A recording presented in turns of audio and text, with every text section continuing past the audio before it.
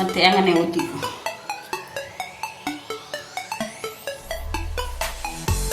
நம்ம இன்னைக்கு பப்படை சம்மந்தி அரைப்போம். பப்படை சம்மந்தி இப்படி வெட்டி வச்சுக்கணும். இதை இப்படி வெட்டி வச்சுட்டு கொஞ்சம் கொஞ்சமாக வரும்.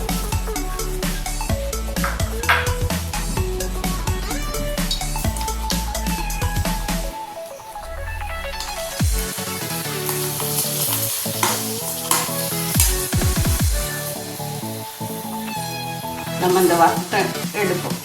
கொஞ்சம் கொஞ்சமாக வறுத்தெடுப்போம்.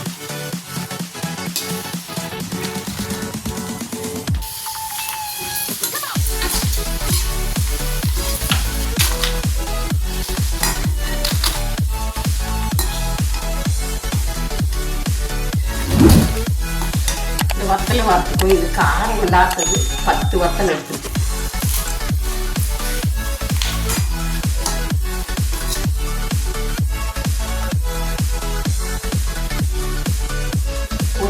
இஞ்சி போட்டு சின்ன வெங்காயம் அதை போட்டு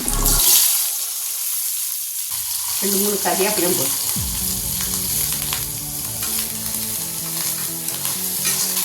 இது வதங்கினா போதும். சேர்த்துக்குவோம். இந்த உள்ளி இஞ்சி கறிவேப்பிலை போட்டுப்போம். மிக்சியில் போட்டு ஒருத்தரு வத்தலை போட்டுப்போம்.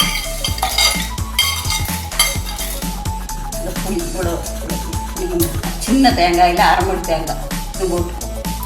இந்த பப்படம் வந்து உப்பு போடாதீங்க. பப்படத்துக்கு உப்பு இருக்கு.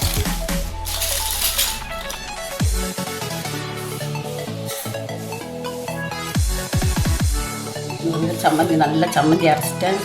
இதே போதும் சுடச்சோறுக்கு. இதை போட்டு பேன் சாப்பிட்டா நல்லா இருக்கும்.